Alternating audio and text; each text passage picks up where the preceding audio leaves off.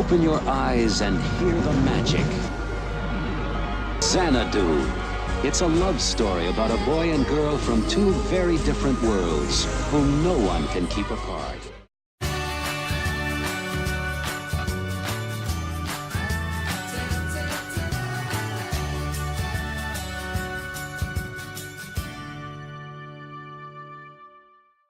Hello, welcome to the Damian and Devlin show, and this is our review of Xanadu, the 1980 fantasy musical directed by Robert Greenwald and starring Olivia Newton-John, Gene Kelly, and Michael Beck. This is a movie that is dear to my heart, and I always told Damian that one day I would Xanadu him. I'm trying to make that a verb, because many people in my life I showed this movie firsthand. Some hated it, some loved it, some were in between. We'll find out Damian's thing. This is a notorious movie in movie history because it became a cult film, but when it first hit theaters, it was a bomb. They put so much money into this, though the soundtrack was a huge success and actually spawned 5 hit singles off of it, and it was an international success. But the movie just didn't cut it. It was out of theaters. Universal Studios had troubles with it and decided they lost faith in it. And but it has found a cult following, and it is dear to my heart. And well, Damian, I can't wait to see what your first response, because I knew you wouldn't love it, but we'll see if you liked something in it. No, I definitely did not love this movie. And, you know, it had some moments. I'll give it that. It had some moments. I did find myself tapping my foot along to a couple of the songs. They were decent. And there was one or two maybe set pieces that I really did enjoy. I'll get into them later. But, yeah, I didn't love it. I did not love it. Okay. For anybody who does not know what Xanadu is, this movie is about a Greek goddess that comes down to inspire a young artist and an older man to give us a roller disco palace. I know, you can laugh because it is kind of funny, but that's the premise. And I may have given a major spoiler in there, but if you haven't seen Xanadu yet, honestly, will you?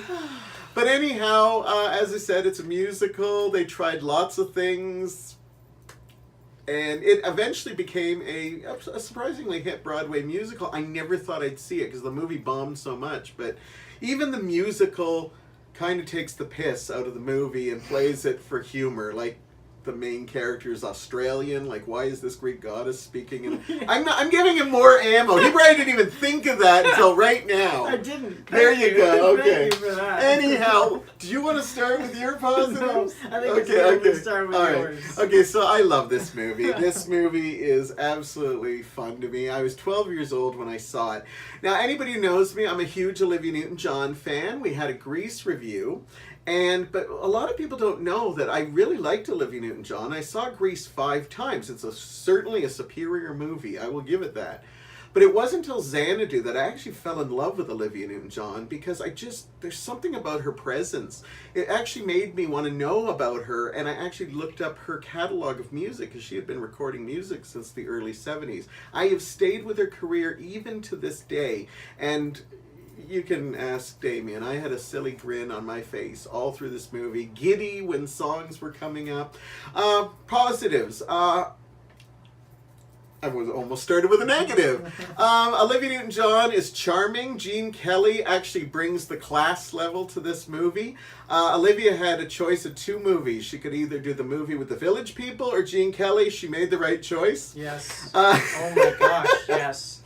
I think it would have been even more of a train wreck if you were in it. For you young people, Gene Kelly he's a legend. He's a dance, Singing in the Rain, movies I'd like to show you sometime, An American Paris. Is that Gene Kelly Singing in the Rain? Yeah, that's his I baby. Had no That idea is, he did all the, he does his own choreography and everything in that movie. Gene Kelly brings this, like, it adds more than Xanadu even deserves. I'll be even that cool. Gene Kelly classes it up. And they have a horrible script to work with. I'll get that to the negatives. But Olivia and Gene have just enough charm to make it work. As in, to make it plausible. Okay, so I'll get into the script and my negatives. The the musical performances are wonderful. Now, Damian may not have liked all of them. I love all of these. There are a little bit too many ballads in this, but I love this movie so much. They try so many different things. There's 1940s music in this and dancing. There's crazy 80s music, which I don't even think was popular in the 80s that they tried. Like, not the music, but the style. Like, this is going to be popular in a couple of years. That never happened. But I think a lot of the musical set pieces are incredible. My two favorite, and I have a lot, but my two standouts, and I'm going to give applause to Kenny Ortega. We've mentioned him a couple of times because this was his first movie he choreographed. He eventually went on to do Footloose, Dirty Dancing. He's considered one of the best choreographers. He actually, if you get a chance, watch some background stories because this was his first movie, and to actually work with Gene Kelly was just amazing. Gene Kelly actually showed him some stuff, and he said, I don't care how much Xanadu. And he flops. I got something out of it. And my two favorite set pieces is one called Whenever I'm Away From You, where Gene and Olivia do a dance sequence. Gene originally agreed to do this movie, but he didn't want to dance. But when he had a chance and he talked to Kenny Ortega, they kind of worked out an idea, and I'm glad they did, because this movie without it would just be crazy skits. But it's a beautiful thing where it works in his imagination and then it comes to reality. It's beautiful. I can't give it justice. You got to see it.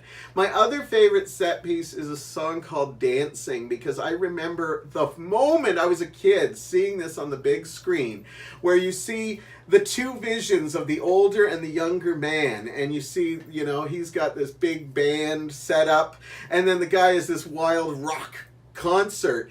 But what I love about it is they sing songs that seem separate, and then the pieces come together. And what I love about not only the way the dance comes, but I love how you see the people in the 1940s and 50s see the rock people, and then they start dancing together. But the amalgamation of the two songs, like they wrote the songs in a way that when Olivia's vocals come in, right after comes the rock vocals, and it still to this day, I've only seen her sing it live once, and it's just amazing. So I like a lot of that. I love the animation in this. They actually have a sequence that's animated, and it's done by Don Bluth.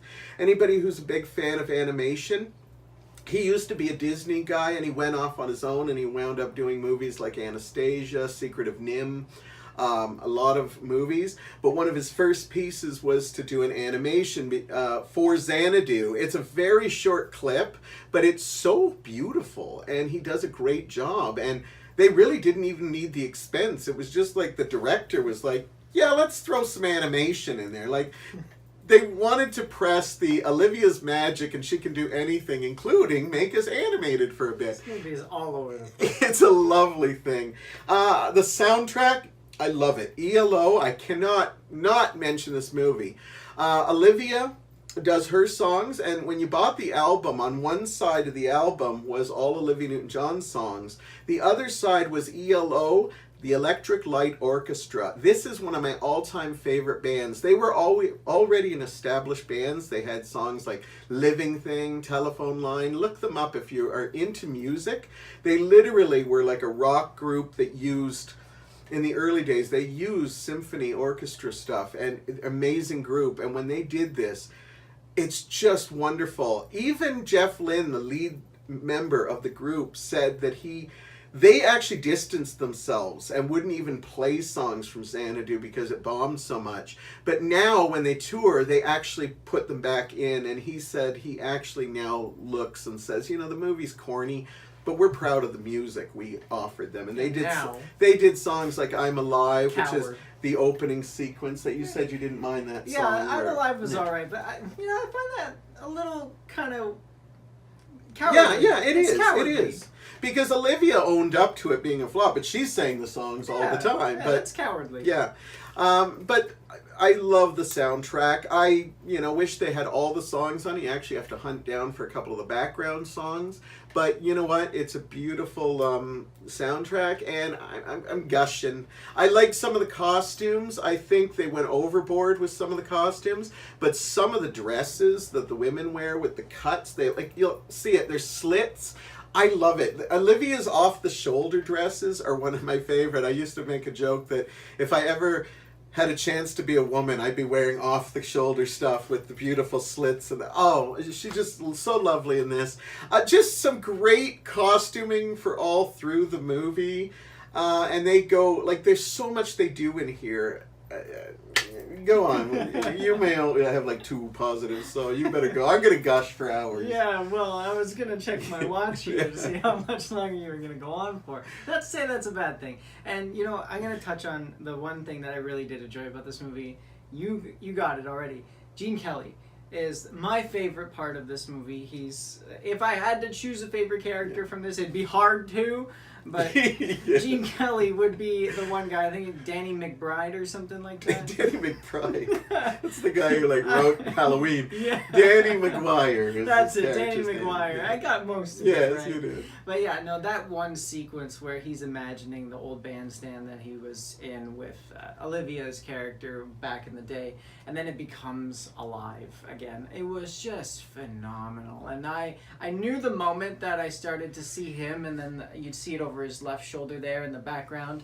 I was like, okay, this is going to be something good. I like this. And I love the 1940s music in it. And keep in mind, Gene Kelly was, I think, in his late 60s, and he's dancing like a young guy right next to Olivia, and still showing he's got what it takes. Yeah, and didn't you find that they don't have many interactions, but when Olivia and Gene Kelly had those sweet moments together, they had more chemistry than all the chemistry between Olivia and Michael Beck. Oh my, okay, more on Michael Beck later. Okay. Jeez, I've never seen Michael Beck before, but I made a comment, I think Tommy Wiseau would have done a better job here. No. But he was horrible.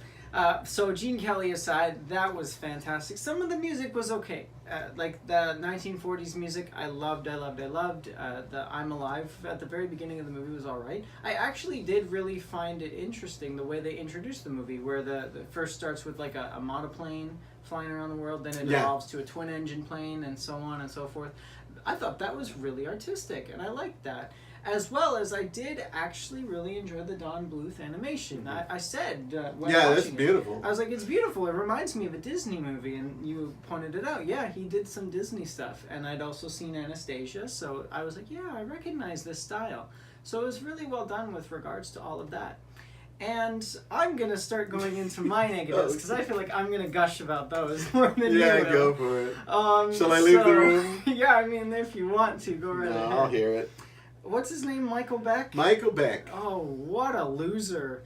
Like, the guy, I've never seen him before. You told me he's in The Warriors. Yeah, he had 2 movies in 1980. He was supposed to be the next big thing, and he kind of disappeared after. Who was high and thought he'd be good to be the next big thing? No, I'm going to let you watch The Warriors, so we'll see what you think. So, I know The Warriors is a cult classic movie, and apparently really good. I've not seen it, so I'm willing to give that movie a chance. But knowing now what Michael Beck isn't capable of, I'm going towards that with a lot of apprehension. He's horrible. He's got the most cheesy lines. He can't deliver them for his own life.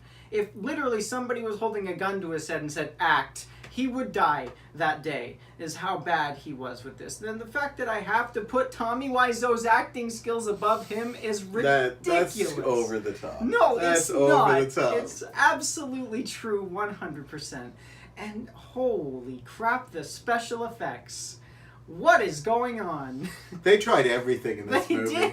I felt like they just, if you take just a soup or a stew and they just kept throwing ingredients into it and hoping for the best. That's pretty much what Xanadu was. It's ridiculous. You didn't like the when my gosh. They do like this weird shutter fade in almost every scene. Costly. That added to the budget and too. It adds these super sound of the sound effects. Really adds nothing to the movie. No. It's funny to see though. It's not good at all.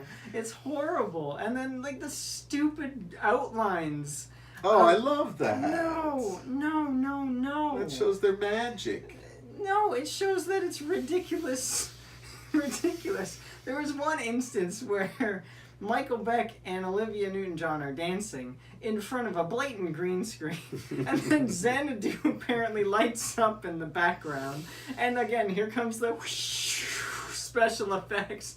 Because it's lighting up, ladies and gentlemen, with the worst special effects you've ever seen in your entire That's life. 1980s magic. Oh, that was I just believe in horrible. that. I'm a 1980s Olivia child. may be magic, but this movie definitely was not in the special effects department. Let's also talk about the script. She is a Greek goddess, thank you for this one, that has an Australian accent. And I know that's a horrible Australian accent. Yeah, that's Michael Beck probably could have done a better version of that. No, he wouldn't have. But, good lord, how is she Australian? She's a Greek goddess. She was trying something And that let's day. talk about her parentage for a second here. They're British. All right? So, this is not a spoiler, but Olivia's dad at one point is introduced. Zeus. Her Okay, dad is let's Zeus. go. Okay, I mentioned she's a Greek goddess. So. Her dad is Zeus. Her She's mom. a muse, if we have not said Oh that my yet. god. That really doesn't give it away. It's okay. So, talk about the British Greek god who Yeah, gave birth to Australians and Chinese black sisters. And, Yeah, but I mean, hey, multiculturalism is a great thing. There for you go. Zeus. They started it. Okay, maybe not. But okay, so Zeus has a British accent first and foremost. His wife, who knows who that is? Mrs. Zeus. Yeah, Mrs. Zeus, Aphrodite, who knows? But she's got a British accent as well. When Olivia herself has an Australian one, I have no idea what's going on here, and she asks like her father permission to go spend time with Michael Beck's character, like Duncan or whatever his name is. I don't even know what his name is. Sonny Malone. She only says it about 20 times in the movie. Good lord. If she did, that's how forgettable he was. So she asks permission to go spend time with him, and she tells Zeus that she's in love. And then so Zeus and Mrs. Zeus start arguing about feelings, and a comment's made like, you remember feelings? We learned about them in our mortal history class. What? What? That happens. Don't you read Greek Does that history? Greek Oh philosophy? my god. And then Zeus is the most polite guy ever. Please leave. Please leave. Please leave, Sonny Malone, Duncan, forgettable face, Tommy Where's Wiseau. Duncan coming from? I don't know. You mentioned Don Bluth did Dragon Quest or whatever. Oh, okay. Is that one of the... And the name of the knight is Sir Duncan. Oh, I think. okay, okay. And that's where That's I where get you're... Duncan Okay, from. sure. Well, holy crap. That whole sequence was just ridiculous. And you know what? Michael Beck, I'm going to continue to gush about Michael Beck because he's quickly become one of my least favorite actors of all time because of this movie. But his character does nothing through the entire movie. He does nothing. Well, He's the main character. He does nothing. Pretty much, even though he's third in the credits. He does nothing. Like, literally. It's his dream, supposedly, but really it's not. It's not. Because he doesn't even paint murals No. for the... He's an artist, whole- and there's nothing in Xanadu that could have been him painting No. stuff. The whole Xanadu idea was Gene Kelly's. Yeah. And he says, I have this idea, I want to have a club. And so he invites Michael Beck's character to be his partner. Yeah. Olivia comes to be a muse Yeah. to him. Do you think Olivia was using her psychic powers because she wanted a roller disco palace? Because he wanted a big band club. Yeah. Sonny wanted to be an artist, and she winds up making this big, over-the-top... So, yeah, I don't know. Which- I don't know. It's ridiculously all over the place. And And you're not even going to touch on All Over the World, the department store? You got to see Gene Kelly No, dance inside a pinball machine. I've bleached that from my memory. I have bleached It's that. fun. It's fun. It's ridiculous. I felt I would have a better time injecting heroin needles in my arm or snorting cocaine. That's how bad it was. When this movie first came out, one critic wrote, "Did Gene Kelly really need the money that much that they made him dance with a bunch of punk rockers inside a pinball machine?" Oh, for God's sakes. Do I have some negatives, or do you still have a couple more? No, Michael Beck, like, he's coming close to, what's that one guy's name that I hate so much? Moby? Yeah! He's coming to Moby levels of hate from me. Wow. Well, we'll have to show you the Warriors to see if that brings it all home. Hopefully it redeems him, but if it doesn't, I swear to God, I'm going to have two people that I hate on this earth. Okay, because I'm trying to be a serious reviewer, I tried to find my negatives, because this is one of those nostalgic, beautiful movies to me. The script is horrible. I even know that. Even as a kid, I knew some of the dialogue. The problem with it is Gene Kelly and Olivia Newton-John get by on their charm, so when they say a stupid line, we're like, oh, it's Gene Kelly and They don't make rocks like these anymore. Yeah. But Gene Kelly says it. We're like, huh. But the problem is that Michael Beck has a lot of the script, and he doesn't get those lines out quite as well. I don't hate Michael Beck as much as you. I find he actually has a couple of solid moments, but the script is bad. And according to what I've seen, they were literally every time they came on set, the script changed. This was at one time not even supposed to be a musical. This was actually going to be a serious film about muses, and then it just got crazy. What else can I say? One of my all-time favorite song is in this movie, Magic. They play it twice. It gets ripped off. We have to see large production numbers of every other song, but Magic gets ripped off. I think it was because it was written by the time the editing, so they throw it in the background. I love that song. This movie, that song is just important to me, and I'll give it a negative because they don't get to use it, but if you listen to the lyrics of the song, it fits perfectly. In fact, it fits perfectly more than some of the other songs that they think. I'll give it that. And another negative, this isn't really a negative about the movie, but when I see Xanadu, I remember as a kid, I was like, oh, what a great place. As I get older, I look and say, yeah, this place is going to close within 2 months. Oh, yeah. The much of money they put in it, and I swear there might be maybe about 18 people that are actually not on the payroll. Yeah. Because they've got jugglers, they got you were like, why is that woman spinning? Well, that's not a guess. She was hired. They have everything going on. It looks beautiful, but it's like, first of all, they also have people jumping with skates, and that's like an insurance problem right there. You can't have people just jumping over the this random was 1980. thing. Nobody cared about health and safety. But you know what? If you're a fan of roller disco, or you used to remember going to some old roller gardens or roller palaces, you'll probably get a giggle because Damian kept saying, "Why are they obsessed with this?" 1980 was roller skating was huge. Skateboarding was, kind of becoming big, but roller skating was right at its prime. I'd seen roller skates before. I know of them. I've seen them in other 80s movies, but not to this extent. Yeah. Oh, this was around the time, Maybe I'll show you some roller boogies sometime. Anyhow, let's get the Band-Aid right off the thing. Before that, there is actually one really good line in this movie that I really did like, and it's from Gene Kelly. He says, "Dreams don't die. We kill them." Yes. And he's so true with that. And you know what?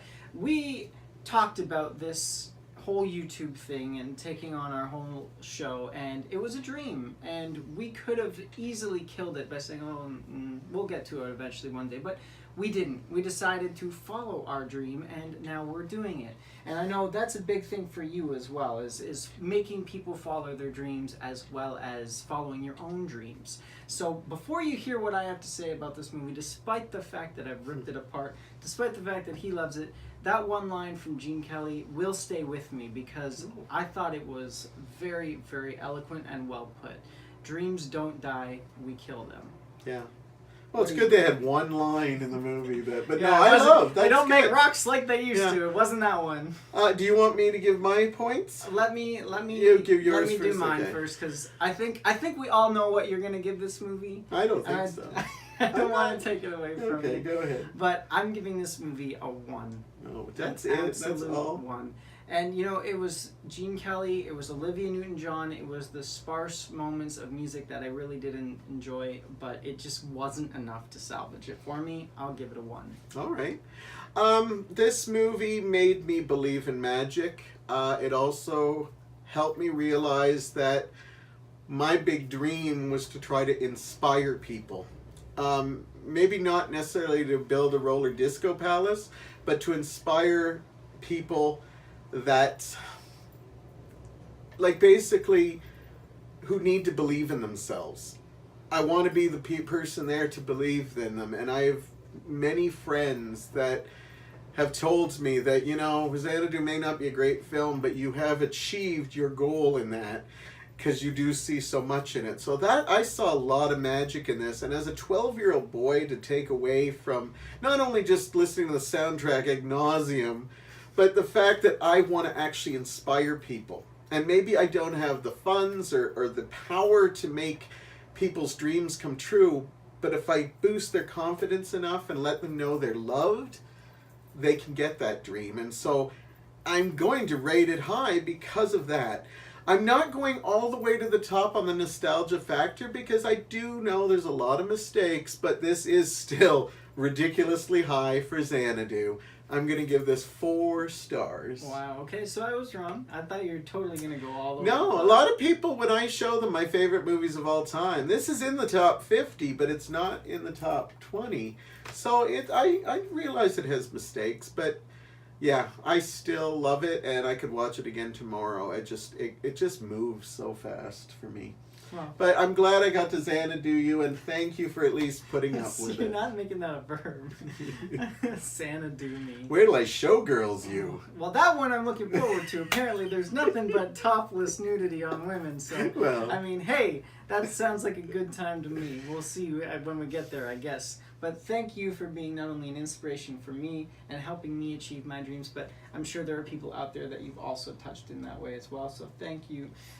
Don't make me cry. Yeah, I'm not meaning to, but you are the embodiment of Xanadu, if you think about it that way. 1 star. No, I'm kidding. No. I'm kidding. I'm not trying to take your All money. right. That's beautiful. So before That's us. yeah.